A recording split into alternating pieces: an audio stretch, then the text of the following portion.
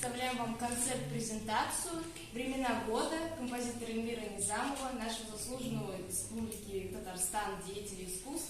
И цикл исполняют учащиеся фортепианного отдела средней специальной музыкальной школы при Казанской государственной консерватории имени Назиба Гаязовича Жиганова.